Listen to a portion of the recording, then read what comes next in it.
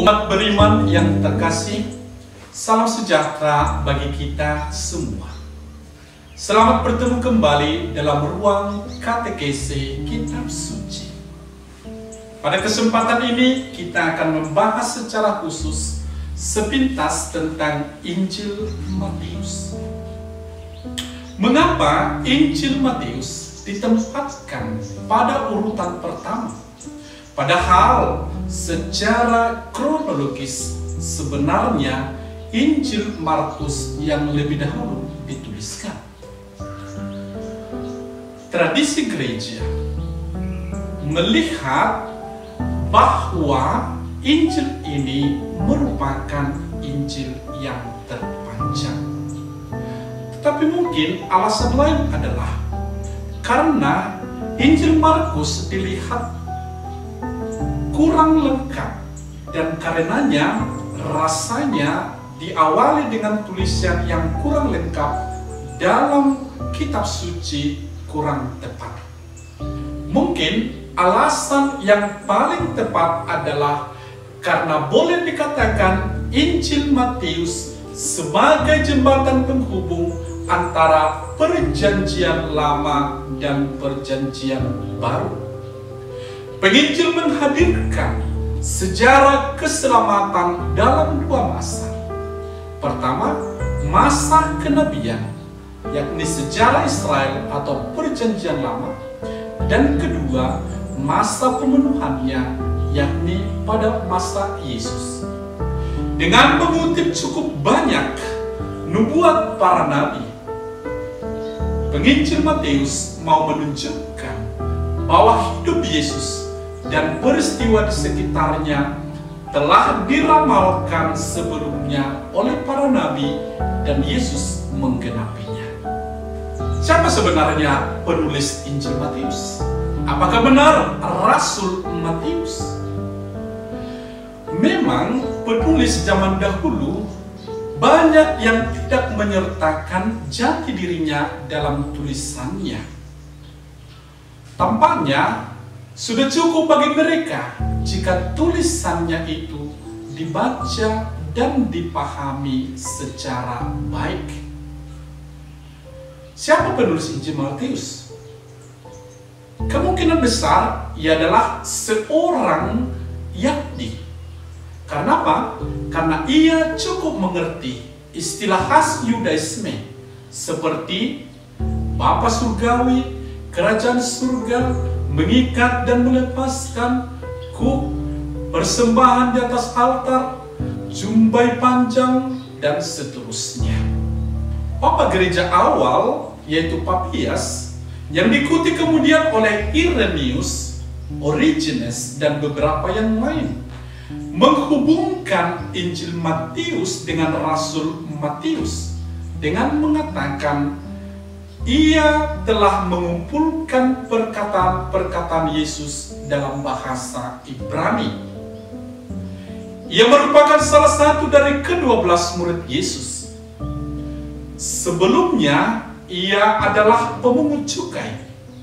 Dipanggil oleh Yesus ketika sedang bekerja di rumah cukai. Dan akhirnya, ia mengikuti Yesus sebagai salah seorang dari 12 rasul. Matius disebut juga dengan nama Lewi. Lewi anak Alfeus. Kemungkinan nama Matius adalah nama pemberian Yesus kepada Lewi setelah ia memutuskan untuk mengikuti Yesus. Matius sendiri artinya adalah pemberian dari Allah. Akan tetapi para saudara, para komentator yang lebih modern, lebih dominan melihat kesulitan menghubungkan Injil Matius dengan salah seorang dari 12 rasul. Mereka lebih melihat ketergantungan Injil Matius kepada Injil Markus. Bahasa yang digunakan dalam Injil Matius yang sampai pada kita saat ini ditulis dalam bahasa Yunani dan bukan terjemahan dari bahasa Aram atau Ibrani seperti yang dikatakan oleh Papias. Maka diragukan bahwa Injil Matius ditulis oleh Rasul Matius sendiri.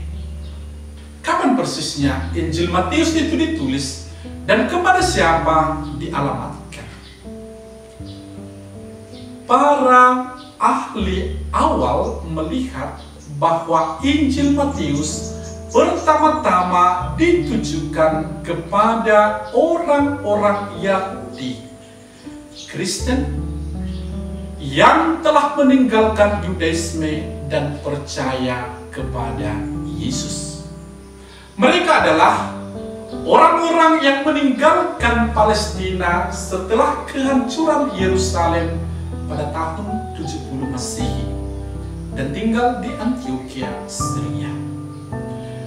Merekalah Yahudi diaspora yang dimaksud. Namun belakangan, seperti yang dikatakan pertama kali oleh W.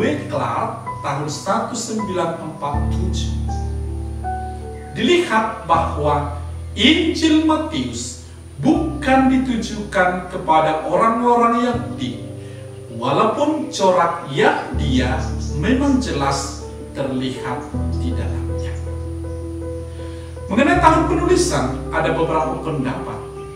Namun dari sekian banyak pendapat, ada satu pendapat yang kuat mengatakan bahwa Injil itu ditulis sekitar tahun 70 sampai 80 Masehi. Karena diperkirakan Injil ini ditulis tidak lama setelah kehancuran Yerusalem tahun 70 Masehi. Baiklah, sekarang kita lihat susunan Injil Matius. Dari sekian pendapat, bisa kita katakan bahwa kisah hidup Yesus dalam Injil Matius dikelompokkan dalam 3 bagian. Bagian pertama berhubungan dengan Yesus Sang Mesias, yaitu mulai dari Matius 1 ayat 1 sampai bab 4 ayat 16. Bagian ini terdiri dari masa kanak-kanak Yesus, kemudian kehadiran Yohanes Pembaptis dan pembaptisan Yesus. Kisah pembaptisan menghadirkan hal penting dalam hidup Yesus. Allah sendiri mengatakan bahwa Yesus adalah putranya yang tunggal yang dipilihnya untuk pelayanan mesianik. Bagian kedua itu dimulai dari Matius 4 ayat 17 sampai bab 11 ayat 1, mengisahkan pelayanan Yesus untuk orang-orang Israel dan penolakan akan Yesus oleh orang-orang Israel pada Matius 11 ayat 2 sampai bab 16 ayat 20. Sedangkan bagian ketiga itu dimulai dari bab 16 ayat 21 sampai bab 28 ayat 20, menceritakan perjalanan Yesus ke Yerusalem, kisah sengsara, kematian, dan kebangkitannya. Saudara-saudara, kalau kita perhatikan Injil Matius, penginjil menggabungkan atau menyatukan khotbah atau pengajaran Yesus dengan kisah hidupnya. Maka kalau kita cermati dengan baik, Injil Matius memuat 5 kelompok khotbah atau pengajaran. Kelima kelompok ini disisipkan di dalam kisah hidup Yesus. Mari kita lihat satu persatu.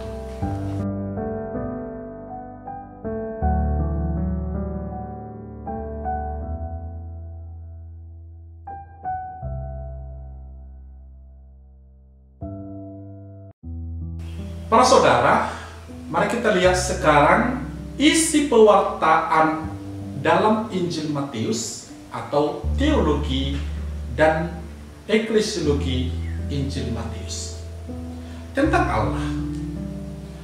Bagi Matius, Allah telah merencanakan rahmat keselamatan bagi manusia. Rencana Allah tetap berjalan meskipun ada tindakan tercela dan penolakan dari manusia. Tindakan tercela manusia sudah ditunjukkan sejak awal dalam silsilah lewat penyebutan 4 wanita yang bukan wanita Israel dan terkait dengan perbuatan tercela, yakni Tamar, Rahab, Rut, dan Bathsheba. Penolakan manusia ditunjukkan oleh penolakan pemimpin-pemimpin agama Yahudi pada waktu itu pada pelayanan Yesus. Allah bermaksud menyelamatkan semua orang. Penyebutan Yesus sebagai keturunan Daud dan juga keturunan Abraham mau mengatakan bahwa Allah bermaksud menyelamatkan keturunan Daud, yaitu orang Israel, tetapi juga semua orang, bukan hanya orang Israel, tetapi juga keturunan Abraham, karena Abraham adalah Bapa segala bangsa. Allah itu adalah Bapa yang mewahyukan kebenaran, yang tahu apa yang dibutuhkan oleh anak-anaknya, yang memberikan yang baik kepada yang meminta, yang tetap mencintai, merawat anak-anaknya walaupun anak-anak itu telah sesat. Tentang Yesus, untuk tujuan penyelamatan umat manusia, Allah mengutus Yesus ke dunia. Yesus adalah kata yang sama dengan Yosua dalam bahasa Ibrani, yang artinya Tuhan menyelamatkan. Nama itu menjelaskan tugas yang diembannya, yaitu Allah melalui Yesus Kristus ingin menyelamatkan manusia. Ia adalah Kristus yang diurapi oleh Allah untuk melaksanakan kehendak-Nya, mewartakan kerajaan surga kepada umat manusia. Mengenai kerajaan surga yang diwartakannya, Ia adalah raja atasnya. Ia adalah anak Daud yang memiliki hak yang sah untuk menduduki tahta kerajaan terdahulu, kini, dan masa kemudian ketika Ia datang dalam kemuliaannya. Yesus itu adalah anak Abraham. Siapa saja yang patuh kepadanya akan mendapat berkat, sebagaimana Abraham telah menjadi berkat bagi banyak orang. Ia sungguh merupakan anak Allah. Allah lah Bapanya. Ia datang dari Allah. Maka mengimani Yesus sama dengan halnya menghadirkan Allah dalam hidup, sebab Ia adalah Immanuel, Allah beserta kita. Yesus itu disebut juga sebagai anak manusia yang hidup bersama-sama dengan manusia, agar semakin terwujud bahwa Allah sungguh hadir di tengah-tengah kita manusia, dekat dengan umatnya. Apa yang dikatakan Matius tentang gereja? Cinta kasih Allah kepada manusia melalui putranya Yesus Kristus telah melahirkan persekutuan di tengah umatnya, yakni gereja, yang notabene merupakan warga kerajaan surga. Gereja didirikan oleh Yesus, di mana Petrus menjadi dasarnya. Persekutuan gereja didasarkan relasi dengan Yesus dan pelaksanaan cinta kasih yang diajarkan oleh Yesus, bukan karena hubungan dengan Yudaisme. Semua anggota gereja memiliki tanggung jawab untuk memperjuangkan kerajaan surga. Agar hal ini semakin dirasakan banyak orang, maka perlu dikembangkan kesaksian dari semua orang beriman. Agar para pengikut Yesus dikuatkan dalam kesaksiannya, maka setiap murid dibina untuk menjadi nabi, orang bijak dan ahli Taurat yang baru, sehingga mereka semakin mengenal rencana dan kehendak Allah. Pengenalan akan kehendak Allah dan iman kepadanya akan menguatkan mereka dalam bersaksi. Inilah yang menjadi dasar mengapa dalam Injil Matius ditekankan mengenai khotbah atau wejangan atau katekese. Saudara-saudari yang terkasih, Injil Matius menekankan dua hal penting. Pertama, kita jangan melupakan perjanjian lama, karena perjanjian baru merupakan kegenapan dari yang telah dikatakan dalam perjanjian lama. Sangat khas dalam Matius dikatakan hal itu terjadi supaya genaplah yang difirmankan oleh Tuhan oleh Nabi. Jika ingin memahami kehendak Allah dalam diri Yesus yang dikisahkan dalam Injil Matius atau perjanjian baru, maka sangat perlu membuka perjanjian lama sehingga semakin memahami kehendak Allah.